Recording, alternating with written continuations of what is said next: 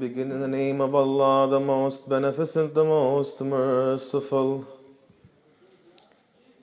Omniscient He is, and we send our peace and blessings upon Muhammad and his holy household and our everlasting damnations upon their enemies. Ameen Rabbal Alameen.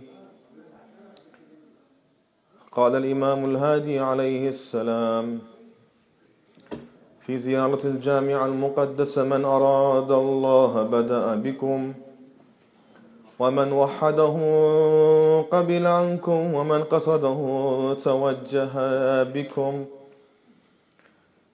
موالي لا أحصي ثناءكم ولا أبلغ من المدح كنهكم ومن الفضل قدركم.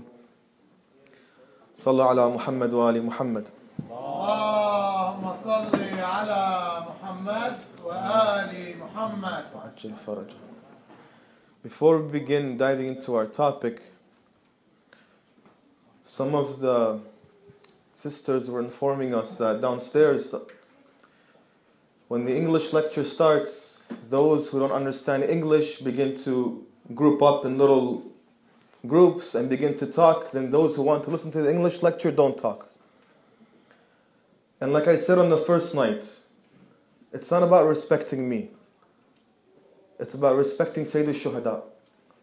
It's about respecting the Majlis of Abi Abdullah Al-Hussein alayhi salam. When somebody's on the minbar, it's not about respecting the speaker.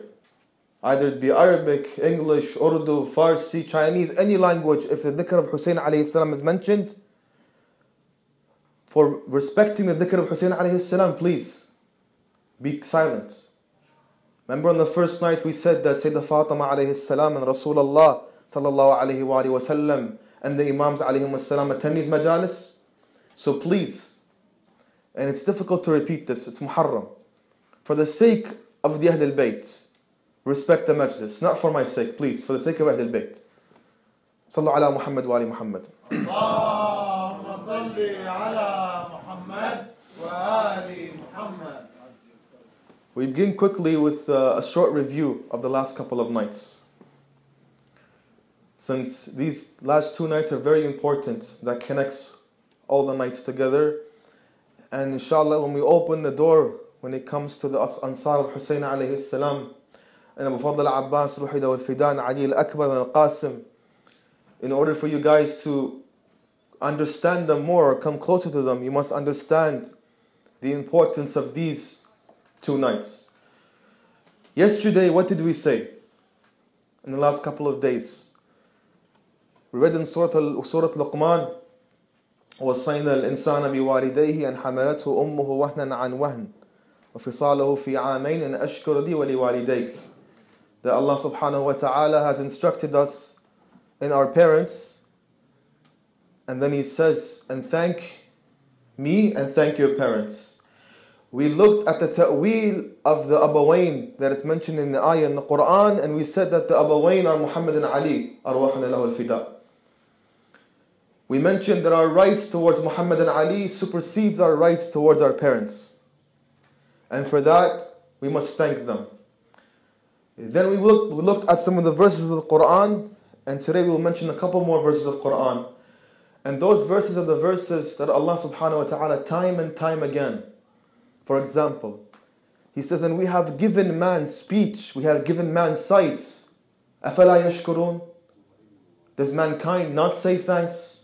Subhanallah, it's as if from the beginning of Adam until now, man has not found the correct way to say thanks to Allah subhanahu wa ta'ala, to give gratitude to Allah subhanahu wa ta'ala.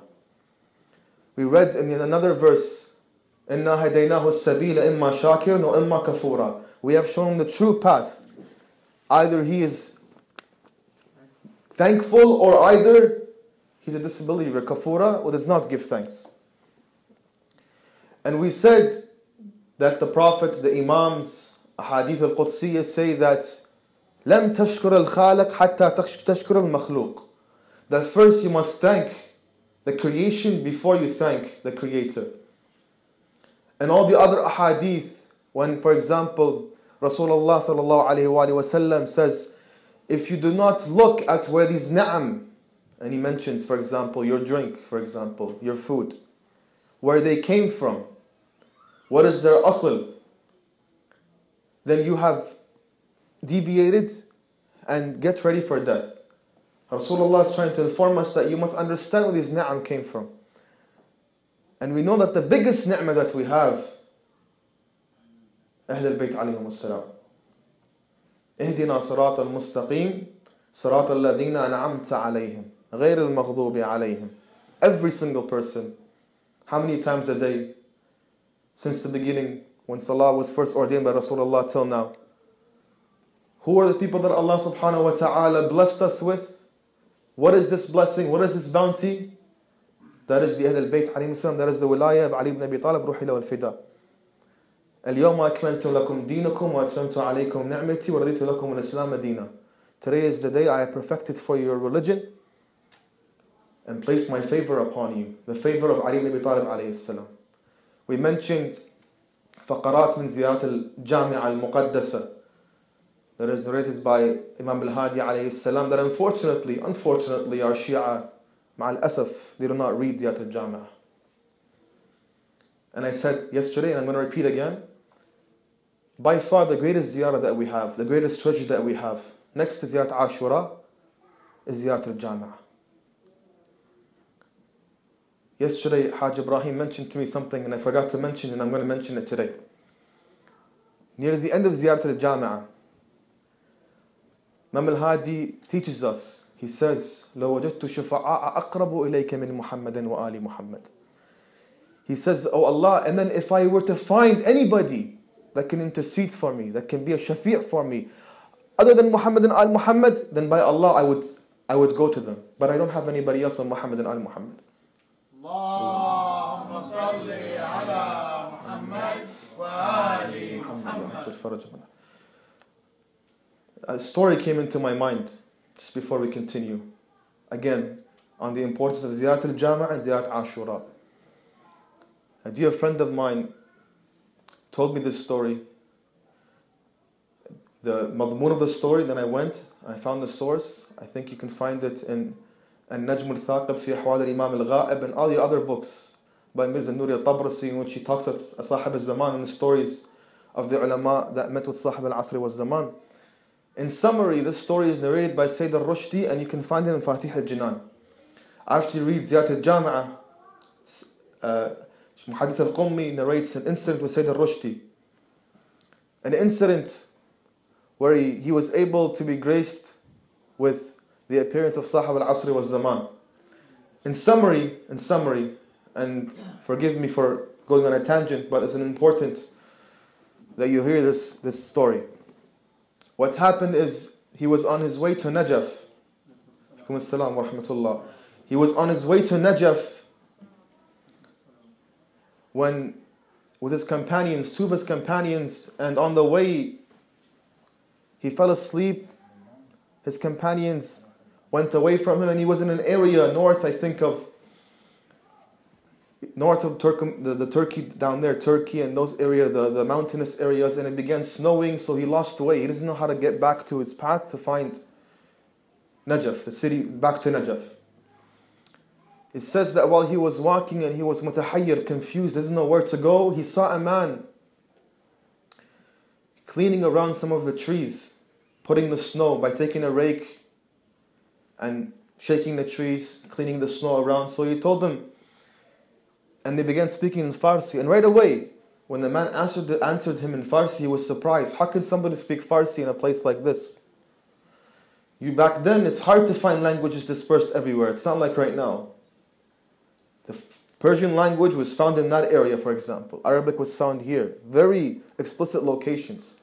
So right away, he knew this person is somebody different. To paraphrase and to end, what happened is that when he told him, Ya Hajj, where's the way towards Najaf? He told him, Alayka bin Nafilah, meaning Salatul Layl. It was during that time after Isha. He went and he prayed Salatul Layl. Okay.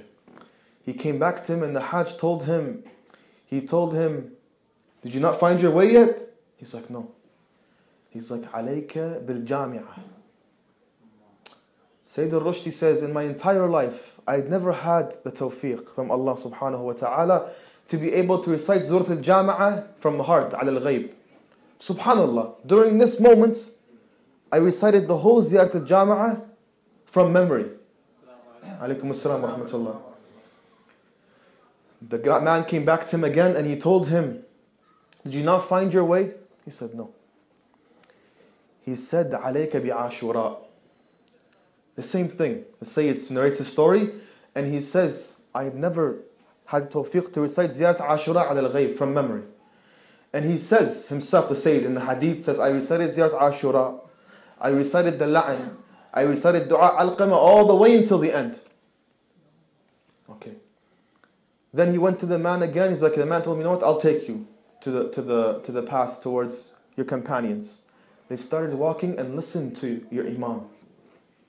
The Imam began to cry and he said, Al-Nafila, Al-Nafila, Al-Nafila, Alayka bin-Nafila. لماذا لا تصلون النافلة? 3 times he said, concerning Salat al-Layl. Why do you not pray Salat al-Layl? Or why do my Shia do not pray Salat al-Layl? Or why do you Shia, Madmuna, do not pray Salat al-Layl? Then he said, Al-Jami'ah, Al-Jami'ah, Al-Jami'ah. لماذا لا تقرؤون الجامعة? Why do you not read Al-Jami'ah 3 times? And the hadith says, قاله بتأسف وحزن. He was very sad in the Imam alayhi salam. And the third, Ashura, Ashura, Ashura. Why don't you read Ashura? How many of us every day try to read Ashura?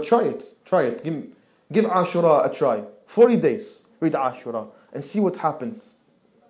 Not me, the ulama tell us this. They've tried it. Before I go to the Imam's hadith, maybe we can't reach some of those companions and some of those levels. There are people that have tried it in this period of time, whom are not ulama, whom are not awliya, whom are not saints, whom are not ma'asumeen. People like me and you have tried it with a sincere heart. And they've seen the blessings of these 3 ziyarat. So after he found his way, when he looked back, the man was gone. So right away he knew it was Sahib al-Asr was the man. Arwahna al-Fida. Sallallahu ala Muhammad wa Allahumma salli ala Muhammad wa ali Muhammad. Sorry for the tangent, but it was very important that I had to narrate this in the best time. It's in Muharram. Back to our bahath. Shukr. We understood that we must show gratitude. And we must, in order to show gratitude, we must have ma'rifah. Because how are you going to thank the person if you don't know who the person is? That's firstly. Gratitude is not just shown in the heart. It can't be just a belief. It should be an action as well. Allah subhanahu wa ta'ala says, وَعْمَلُوا آلَ دَاوُودَ شُكْرًا. Allah says to Ala Dawood, O Ala Dawood, أَعْمَلُوا شُكْرًا. Your gratitude, show it.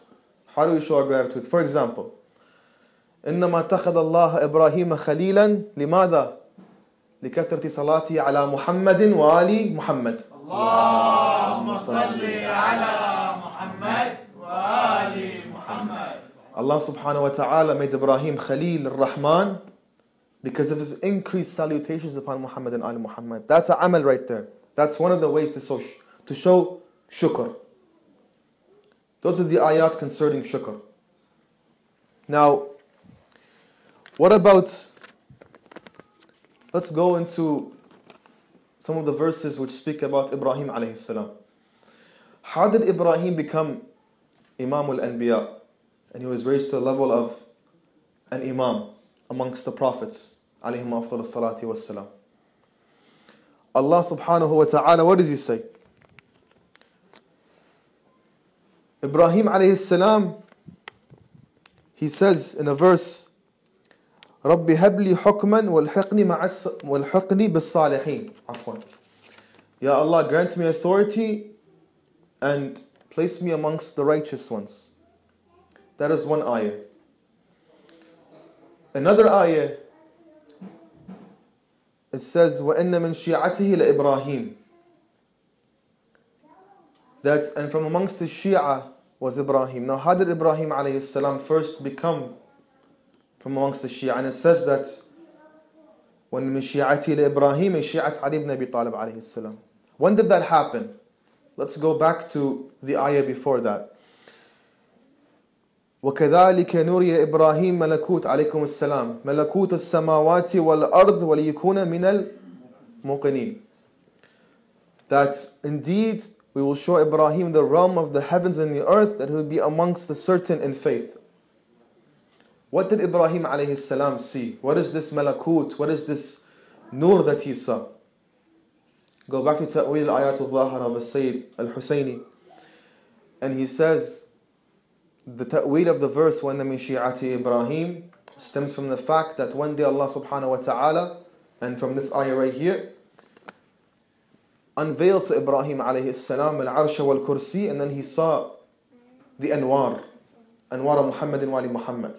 Allahumma salli ala Muhammad wa ali Muhammad. When he saw Anwar al-Muhammad wa ali Muhammad, he began to ask Allah subhanahu wa ta'ala, who are these Anwar? Allah told him they are Muhammad and Ali, Fatima, Hassan and Hussein, and Allah subhanahu wa ta'ala started naming Imam after Imam. Then when Ibrahim alayhi salam asked him to put me from amongst the Shia, Allah told him you can only be from amongst the Shia of Ali if you have ma'rifah. Then Allah subhanahu wa ta'ala began to provide Ibrahim alayhi salam with ma'rifah. And for that reason, Ibrahim alayhi salam became from Shi'at Ali ibn Abi Talib, because Allah subhanahu wa ta'ala provided him with ma'rifah.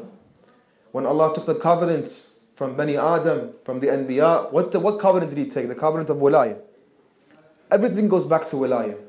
Everything goes back to Imamah. Alaykum as-salam wa rahmatullah. So let's put everything that we've talked to into a conclusion. Shukr requires us to thank Shukr al-Mun'am, meaning the person who gave you bounties, correct? How do we thank Shukr al-Mun'am? We thank Shukr al-Mun'am by recognizing the Mun'am, by understanding the Mun'am, by having ma'rifah of the Mun'am. That is one way, or that is one proof for the obligation for us to know the Imam of our time. Secondly, the many verses in the Quran where Allah subhanahu wa ta'ala tried the prophets with the wilayah of Muhammad and Muhammad, and then with that wilayah they were guided towards the maqamat they have. Thirdly, the nusus, meaning the sunnah. من مات ولم يعرف إمام زمانه مات ميتة جاهلية. That he who dies without knowing the Imam of his time dies a death of ignorance. 3 main points. And the main point we get from all of these points, the obligation for us to understand the Imam of our time. And understanding the Imam of our time means attaining salvation. And inshallah, depending on our time, we will give you examples of those, not awliya, prophets. The prophets, leave them aside. Ansar al-Hussein alayhi salam, leave them aside as well. They have their own days to come. People like the companions, for example, like Salman. How did Salman become minna Ahlul-Bait? How did Salman become amongst us the Ahlul-Bait alayhi salam? Let me give you some snippets from the life of Salman alayhi salam. Salman al-Muhammadi. There is an incident that happened between Abu Dhar and Salman. Abu Dhar came to the house of Salman. Salman gave Abu Dhar 2 pieces of bread. Abu Dhar took the pieces of bread and he began to look. Salman told him, why is it that you're looking on this piece? Is there something wrong with the bread? He's like, no, I wanted to see if it's fresh or not. Okay. Salman tells him, waylaka. Look how Salman looks at things, and look at how we look at things. This is a lesson from us. He says, waylaka, this bread, Allah subhanahu wa ta'ala placed angels in the heavens. These angels sent water down on the earth. From this water, shukran. From this water, what's happened? The wheat. From the wheat it grew, we churned it, then came the bread, and so on and so forth. Look at how Salman looks at things. Salman, by the way, I'm giving you a summary. The actual hadith is an entire page where Salman explains him all of what's happened. This is ma'arif, this is knowledge. What does Allah say in the Quran? And tell those who believe and those who have knowledge that what? We will raise them darajat. لِذِينَ آمِنُوا أُوتُوا الْعِلْمَ darajat. This is Salman. Another example. These examples are very good. And they're trying to tell us, these ahadith are trying to give us a picture. إِيَّاكِ يَعْنِي وَاسْمَعِ يَا جَارَ, the famous Arabic proverb. That yes, it's between Salman, for example, or between the Imam and Salman, but the real meaning behind it is he's talking to us in this period of time. Rasulullah sallallahu alaihi wasallam gave Salman and gave Abu Dhar 2 dirhams in Medina. And he said, go use these dirhams with whatever you want. One of these tests, listen to this test. They go, the next day they come back. Rasulullah puts a hot plate. And he tells Salman, sit on the hot plate and tell me, how did you spend these dirhams? Salman stood, I spent in the way of Allah. He came down. Abu Dhar is thinking, I took this dirham, I bought with this meat, this bread, I gave this much to this person. If I stand on it, my feet are going to burn. Sahih? He said, Ya Rasulullah, forgive me, for I'm not able to stand on the plate. Rasulullah said, I forgive you. This is ma'rifah. When you think that your ni'am, the ni'am that you have come from whom? From Allah subhanahu wa ta'ala right away. This ni'mah from Allah subhanahu wa ta'ala. Sallu ala Muhammad wa ali Muhammad. Allahumma salli ala Muhammad wa ali Muhammad. So that's an example from the time of Rasulullah. Then I want to give you an example of somebody from the time of Imam Sadiq, and then we conclude with an example from Ansar al-Hussein alayhi salam. Namadij. Because when I say, understand your Imam, you're going to tell me, how do I understand my Imam? I give you examples. For example, when Imam says, do something, you do it. You don't question it. أطيعوا الله وأطيعوا الرسول وأولي الأمر منكم. What? What else does Allah subhanahu wa ta'ala? ما أتاكم الرسول فخذوه وما نهاكم عنه فانتهوا. Whatever Rasulullah gives you, you take. Whatever he does not give you, do not take. Right? Unfortunately, in this period of time, every time you bring a story, a mu'jiza, a manqab of Ali ibn Abi Talib, where's the sanad? Give me the sanad. First things first, understand ilm al-diraya wal-hadith. Understand what sanad means. Understand this science before you come and question every single thing. This is the biggest problem we have today. When Imam al-Baqir alayhi salam says, Man kaddaba hadithan minna, in summary he says that if somebody comes to you with a hadith from us and you say it's fabricated, the Imam gives you an example. He says, لَعَلُّ, for example, let's say the probability of this hadith is 0.0000001% true. Right? The Imam says, if you accept it, khair. Alhamdulillah, nothing will happen to you. If you deny it, and you know that percentage, if you have that percentage in your head that it came from you, then you're going to have to answer to Allah subhanahu wa ta'ala on the day of judgment. Alaykum as-salam. So be careful. Don't have this ideology that's what everything that comes to you from the miracles of Al-Muhammad, this is weak, this is whatever. Imam Ali alayhi salam in Hadith al-Nuraniyya, and unfortunately there's no time to read Hadith al-Nuraniyya today. We'll have time some other time inshaAllah. Imam Ali alayhi salam, Sallu ala Muhammad wa ali Muhammad. Allahumma salli ala Muhammad wa ali Muhammad. In Hadith al-Nuraniyya, the Imam alayhi salam gives us, it's a very lengthy hadith. Inshallah, if we have time, in the coming nights we'll give you some excerpts from the hadith, because the hadith has very much meaning. And the Imam gives us, for example, that if the Imam, for example, tells you this, do not question it, make sure you do this, and so on and so forth. It's a very lengthy, and I want to get to the example at hand, which is the example of example of Harun al-Makki. Harun al-Makki, who was at the time of Imam al-Sadiq alayhi salam, one day a man from Khurasan came to Ja'far ibn Muhammad al-Sadiq and he said, Ya Imam, look at how he talks to the Imam alayhi salam. He says, Ya ibn Rasulullah, I see in Khurasan kada alf, one number of thousands of people that are ready to fight alongside of you. How come you don't go and get your rights? Ya Khurasan, he told him, Ya Khurasani, sit down. Sit down. He told Hunayfa, oh Hunayfa, turn on the oven. This is where the test comes. Are you ready for Sahib al-Zaman or no? Oh Hunayfa, istruji tannoor. She turned on the oven. He said, Ya Khurasani, ijlis fi tannoor. Sit in the tannoor.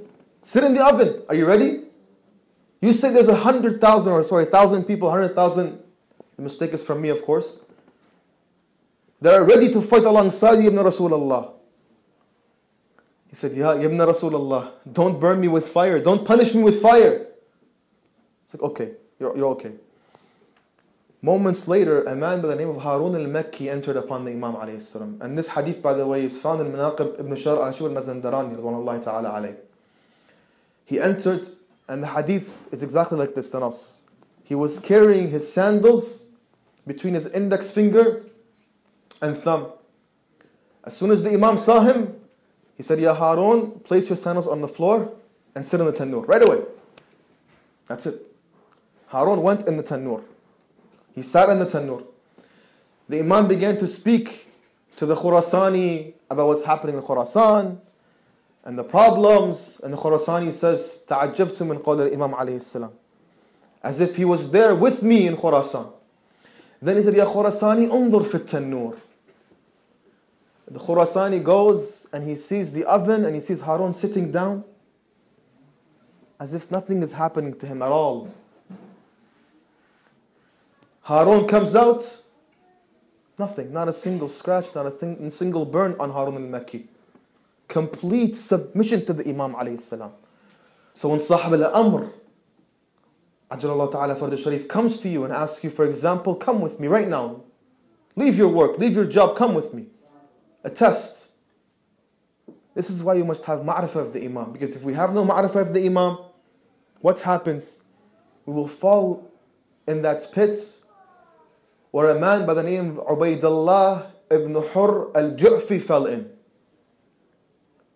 This is the Namujad al-Akhir, the last example before we enter into the maqtal of Muslim ibn Aqil alayhi salam. Ubaydullah ibn Hurr al-Ju'fi.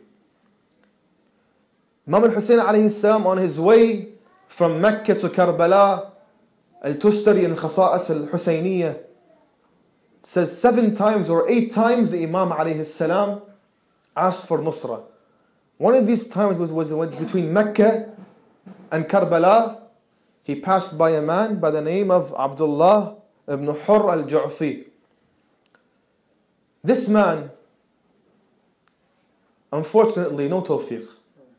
The only reason this man left Al-Kufa, because he said, in case Al-Hussein comes and he says, Unsurni, right? And I don't want Hussein to come and tell me Unsurni. Because I don't want the hujjah to be upon me. So subhanallah, Al-Hussein met him. And then one of the messengers of Abi Abdullah alayhi salam sent for him. He's like, Ikfini. I don't want Al-Hussein to tell me to come say, subhanallah. Where's the tawfiq? No tawfiq. Al-Hussein alayhi salam himself, Al-Hussein alayhi salam came. And he began speaking to him. And he began telling him the following. أيها الرجل إنك مذنب خاطئ. Oh man, you are committing wrong here. I'm asking you to come. Be from amongst my Ansar. Be from amongst those whom their dhikr khalidan, eternal to today. Eternal. Every year, Ansar al-Hussein alayhi salam are mentioned in the highest matter. No king, no sultan comes close to them. Ansar al-Hussein, who became the best of companions, that Salman al-Farisi cannot equate to them. Salman, Miqdad, they are nothing compared to Habib and Burayr and Zuhair. Where's the tawfiq? What does he say, Imam alayhi salam? Because the man told them, you know what, Abu Abdullah, look, I have horses. Take these horses, use them for battle. Abi Abdullah alayhi salam said, لا حاجة لنا فيك ولا في فرسانك. وما كنت متخذا المضلين عضا ولكن فر فلا لنا ولا علينا فإنه من سمع واعيتنا أهل البيت ثم لم يجبنا كبه الله على وجهه في النار. Allahu Akbar. I don't want your horses. I don't want your money. You're not with us, not against us. But he who hears our cries and does not come to our aid, Allah subhanahu wa ta'ala will place him face down on the fires of hell. Then comes the second example, the Nur, the illuminating example of Zuhair. Zuhair ibn al-Qayn. The next example is Zuhair. Zuhair, by the way, biggest tawfiq, this man. Also on the path to Karbala, Zuhair was met by Abi Abdullah al-Hussein alayhi salam. And then when the messenger came, he said, Ya Zuhair, Inna Aba Abdullah alayhi salam ba'athani ilayka. Aba Abdullah alayhi salam sent me, O Zuhair, to you. All of a sudden they were eating and they let go everything from their hands. He didn't know what to say. And then comes the courageous wife of Zuhair. The merit that Zuhair alayhi salam now has, Zuhair ibn al-Qayn, is because of his wife. His wife comes to him, Ibn bint Rasulullah asks for your nusra and you don't come. He went. He went confused. He came back. فَلَمَّا لَبِثَ إِنْ جَاءَ مُسْتَبْشِرًا قَدْ أَشْرَفَ وَجْهِهِ. He came back smiling. And the first thing he said to his wife, you're divorced. I don't want you to suffer the way I suffered. And then when they asked him, Zuhair, one second you're like this, the other second you're like this, what happened?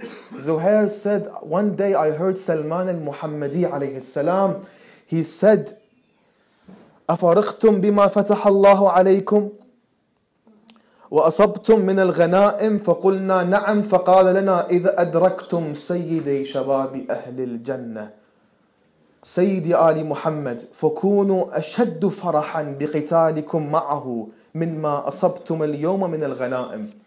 This happened after Badr. After Badr, Salman tells him, you're happy, now you have bounties. You're happy, you're one of those who fought with Rasulullah in Badr. He tells him, when Ibn Binti Muhammad and Hussein ibn Ali alayhi salam asks for your help, make sure you answer Hussein ibn Ali alayhi salam. And only in that you will gain salvation. And where is Zuhair right now? Where is Zuhair right now? Where's Ubaydullah ibn Hurr? Where is he? Do we know anything about him? The only thing we know, the only thing history has recorded about Ubaydullah ibn Hurr al-Ju'fi is this incident right here. And Zuhair is mentioned by Imam Sahib al-Asr wal-Zaman in Ziyat al-Nahi al-Muqaddasa. Are you ready for the Imam alayhi salam? To be able to become Babul Imam alayhi salam? Imam Sadiq alayhi salam. And this is the secret behind the tawfiq of Muslim ibn Aqil alayhi salam. They became Babul Hawa'ij. Why? Because Muslim ibn Aqil became Babul Imam. Imam Sadiq alayhi salam, he says, our Shia were created from our nur, from our same clay. This is the hadith you've all heard before, but there's one in the Amani of Sheikh Al-Tusi radhiyallahu ta'ala that has a continuation. فَإِذَا أَرَدْتُمُونَا فَأْتُوا بَابَنَا أي الشيعة. Muslim ibn Aqil became Babul Hawa'ij now. He died in Masjid al-Kufa, yet where is Ubaydullah ibn Ziyad and where is Muslim alayhi salam? Now it's time for Muslim alayhi salam. Now you know the secret behind the tawfiq of al-Baneen we said yesterday. al-Baneen, every time one of her children would die, she would say, Alhamdulillah, Alhamdulillah, Alhamdulillah, Alhamdulillah. And Allah said, In shakartum lazidannakum. al-Baneen became Bab al-Hawa'ij. Muslim ibn Aqil, the same thing. Imam al-Hussein alayhi salam sent Muslim ibn Aqil in the letter that he wrote to Ahl al-Kufa. He said, Inni ba'athtu thiqati min ahli bayti. I have sent my trustworthy companion from my household. And he is the one who will represent me in Kufa. That you pledge allegiance to him is like pledging allegiance to me. Muslim alayhi salam departed Al-Kufa. Sallu ala Muhammad wa ali Muhammad. Allahumma salli ala Muhammad wa ali Muhammad. Muslim alayhi salam departed Al-Kufa. Departed Medina. He said goodbye to his family members. He departed Medina. He arrived in Al-Kufa and he arrived fi Dar al-Mukhtar. When he was in Dar al-Mukhtar, he began to read what Abi Abdullah al-Hussein alayhi salam had written for him. After he read that, everybody, the Shia that were gathered in Dar al-Mukhtar, began to cry. They began to cry, and amongst these namadij examples as well is Abis ibn Habib al-Shakiri. What did Abis say? As soon as he heard, this is another example, as soon as he heard the call of Abi Abdullah al-Hussein, he said, أما بعد فإني لا أخبرك عن الناس لا أخبرك عن الناس ولا أعلم ما في أنفسهم وما أعرف منهم ولكن والله أخبرك بما أنا موطن نفسي عليه والله لأجيبنكم إذ دعوتم ولأقاتلن معكم عدوكم ولأضربن بسيفي دونكم حتى ألقى الله لا أريد بذلك إلا ما عند الله. When Muslim read his letter, Habib stood up and he said, I'm not going to tell you about what's in the hearts of other people. I don't know what's in their hearts. But for me, Yabna Rasulullah, my sword is ready. And I will fight alongside you until I meet Allah subhanahu wa ta'ala. Then Habib gave the same speech. What's happened then? And Nu'man ibn Bashir was informed what? Was informed that Muslim came. And Nu'man ibn Bashir, he rose to the pulpit and he said, O people, I do not fight those who fight me. I do not wage war against those who wage war against me. But let me tell you that obeying Amir al-Mu'mineen Yazid is wajib. So that's all I have to tell you. He's a very weak man. That's all he wanted. But of course, Umar ibn Sa'ad and those around him, the Hashiyah, did not like what they saw. So they sent a letter to whom? To Yazid, saying, Ya Yazid, if you do not do something about Nu'man ibn Bashir, what happens? You will lose everything. So on and so forth. What happened? Yazid sent for Ubaydullah ibn Ziyad to come to the night, disguise himself as if Al-Hussein alayhi salam has entered Al-Kufa. He came in, he took control of Qasr al-Imara, and from there the hypocrisy began, the deceit began.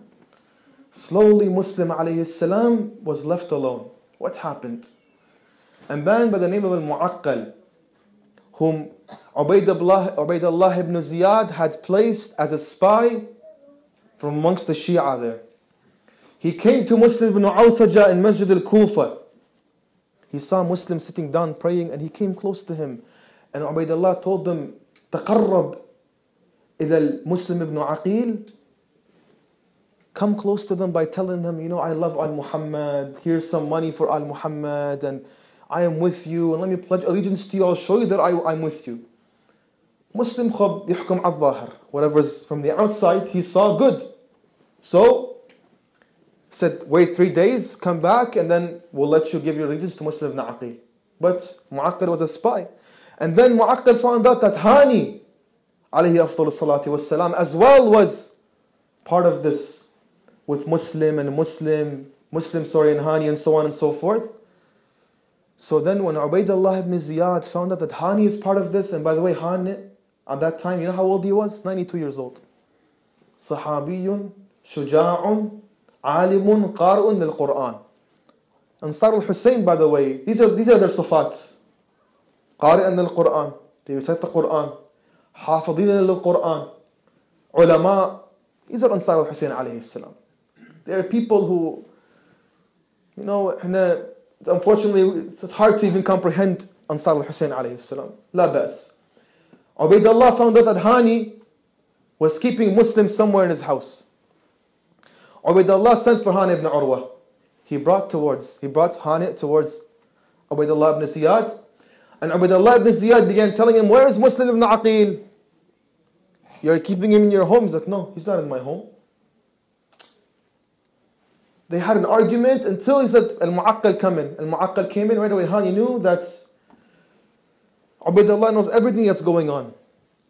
That he knows that Muslim was with me and so on and so forth. Even after all of this, he tells him, look at hub. This is true love. We mentioned love on the second night. Love. He tells him, tell me, where is Muslim ibn Aqil? He's like, Wallah, I will not tell you. Where is Muslim ibn Aqil? Wallah, I will not tell you. Even if you cut me into pieces, I will not tell you. Ubaidullah ibn Ziyad got so mad, he began to hit Hani on his face until he broke his nose and he ripped part of his skin on his face. Old man, 9 years old, you're beating him? Bad. And you know where this beating comes from Ahlul-Saqifa, of course. That's where it began. Where else do these people, where do they inherit these sifat, mashallah, these akhlaq, where do they inherit it from? From Ahlul-Saqifa, from people who attack a woman behind a door. So what happened? He imprisoned Hani. When he imprisoned Hani ibn Urwa, Muslim heard about this, and this is where the ghadr begins. Muslim came with 30,000 people. Slowly 30,000 became 30 people. Why? Ubaidullah began to poison the minds. He tells one person, give this person money. He tells another person that, you know what, tell your wife to go to your son, or the wife goes to the husband. Jaysh al-Sham is going to come. We don't want any fitna. We don't want any fitna. Subhanallah, no fitna. No fitna, huh? 30 people, by Maghrib, 30 people prayed behind Muslim ibn Aqil. 30,000 to 30 people.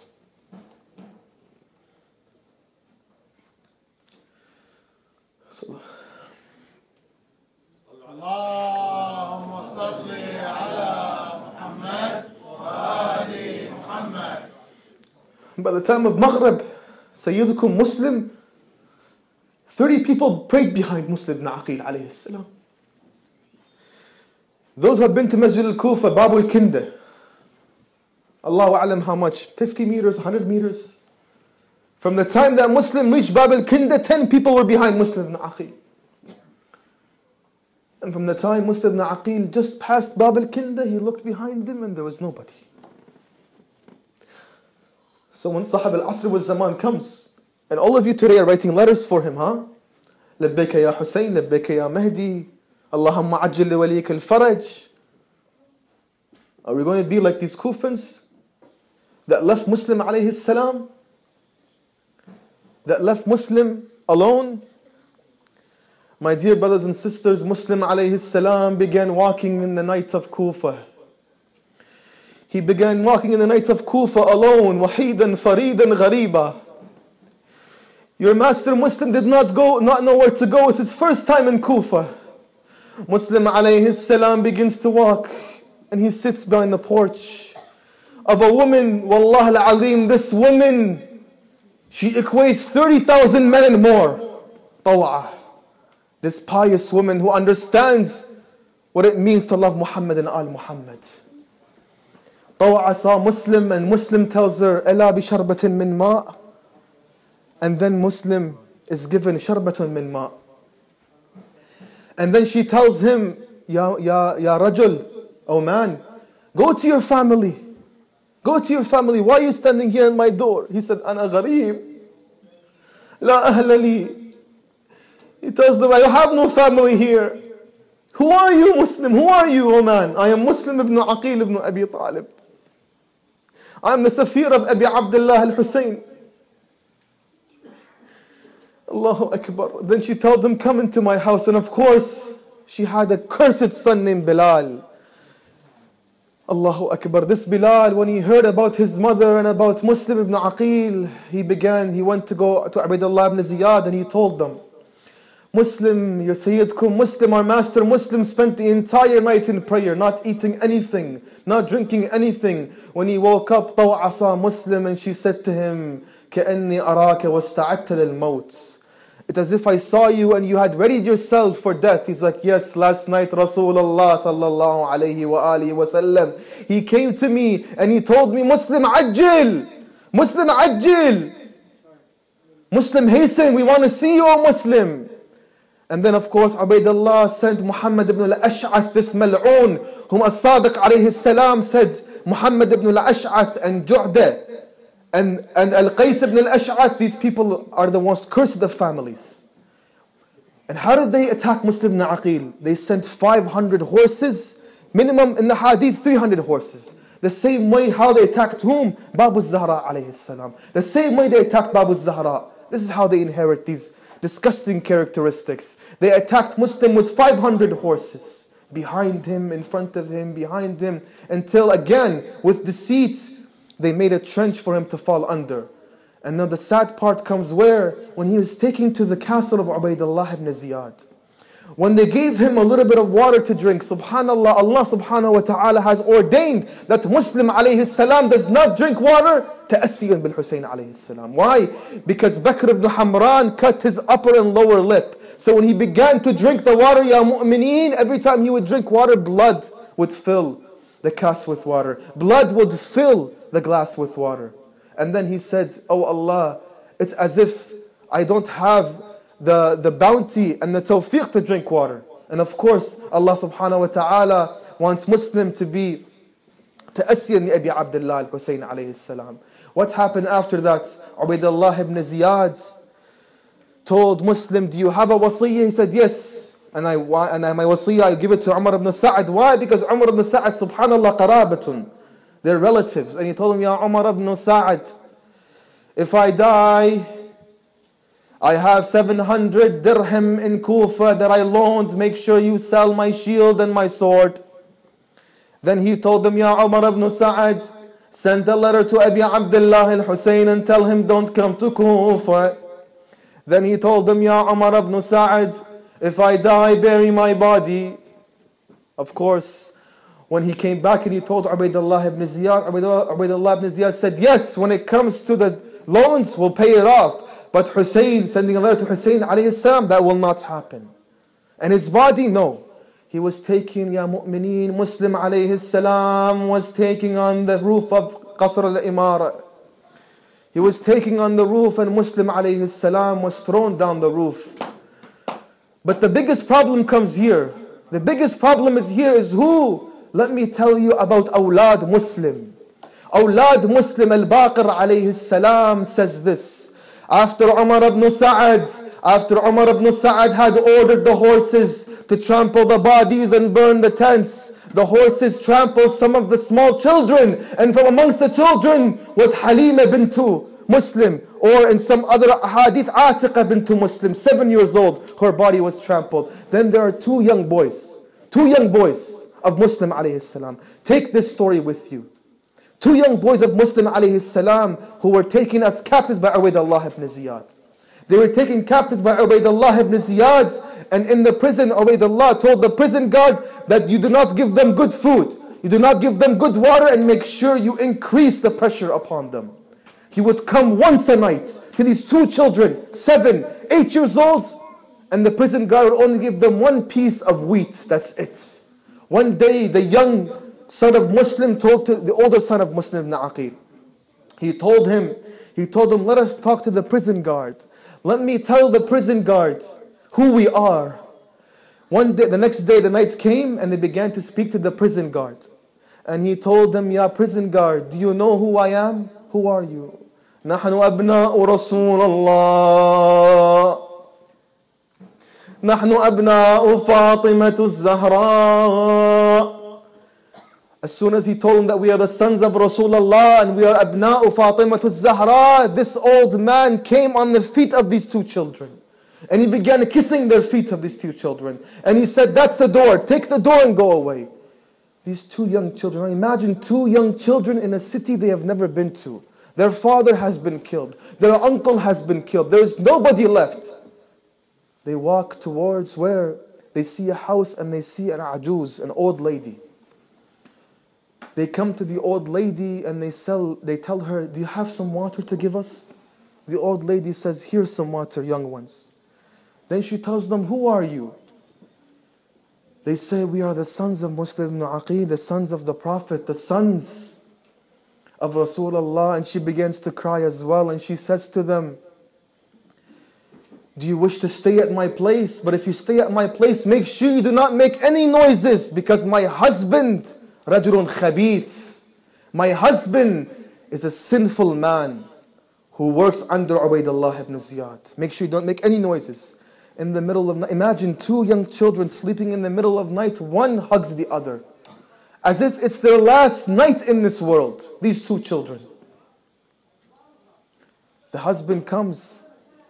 He comes inside the house. Two children in the middle of the night, they see a bad dream. What do? They begin to call for their father. The man hears this. With no mercy at all, when he sees them, he slaps one of them on the face. They tell him, نحن أبناء رسول الله. Take us back to Ubaydullah ibn Ziyad like this, alive. Do you want Rasulullah to be your judge on the day of judgment? He says, no, Ubaydullah ibn Ziyad told me that I bring your heads, he would give me 5,000 dirhams. For 5,000 dirhams, you're ready to cut off the head of two young children? Two young children? There was a slave in the house. And he told the slave, oh slave, take them to Nahr al-Furat and cut off their heads. As they were walking with the slave to Nahr al-Furat, they tell him, كَأَنَّكَ تَشْبَهُ مُؤَدِّنَ الرَّسُولِ Bilal. You have the same characteristics as Bilal. Do you know who we are? They told them, who are you? We are the sons of Muslim ibn Aqil. We are Abna'u Rasulullah. We are Abna'u Fatimatu Zahra. Do you want Rasulullah to be your judge on the day of judgment? He said no, and he fell crying to their feet, and they say that he ran away. The second person comes, this man is very angry now. He tells his son as well, oh son, finish this for me. Finish this for me. Take these children and cut off their heads. And the same thing happened. These two children have a high status. 6, 7 years old, the way they talk. This is Al-Muhammad alayhi salam. Al-Muhammad with such beautiful eloquence. But of course, this man, Saqa qalbahu, his dark has been hardened. At the end, my dear brothers and sisters, this cursed man took the two young children of Muslim ibn Aqil. He took the older child first and he cut off the head. The younger brother saw that his brother's head has been cut off. He took the blood from his brother's head and he began to wipe it on his clothes, and he says, this is how I will meet my grandfather Rasulullah. And I will tell him what this ummah did, and I will tell him, Ya Allah, ahkum baynana wa bayna qawmin zalamuna. Then he killed the second child and he took the heads back to Ubaydullah ibn Ziyad. Now what's happened here? Ubaydullah ibn Ziyad, when he saw the heads, it says that he was sitting on a chair. He stood up, he sat down. He stood up, he sat down. He stood up, he sat down. What did you do? Ya Ubaydullah ibn Ziyad, Ya Amir al-Mu'min, I brought you the heads of the child you asked me for. He said, what did they say to you? They said to me that they are the sons of Rasulullah. What else did they say to you? They said to me that Rasulullah will judge and that I will face punishment. Ubaydullah ibn Ziyad told one of his servants, take this man and cut off his head. Allahu Akbar. Subhanallah.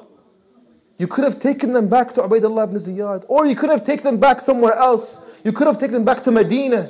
Subhanallah, look how fast the ijabah of two young children. Sari' ad-du'a. Right away they said, they prayed that you will face judgment. And he faced judgment in this dunya before the akhirah.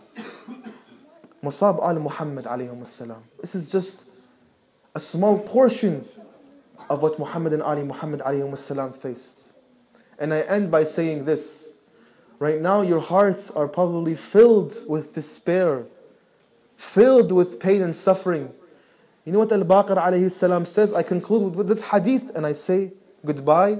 Al-Baqir says alayhi salam, all that you know about Ashura is something tiny, something small, something minuscule. If we were to tell you more about Ashura, what would happen? Keep that in your mind. That's when the Sayyid sits here, when somebody else sits here, when you read a hadith, this is nothing.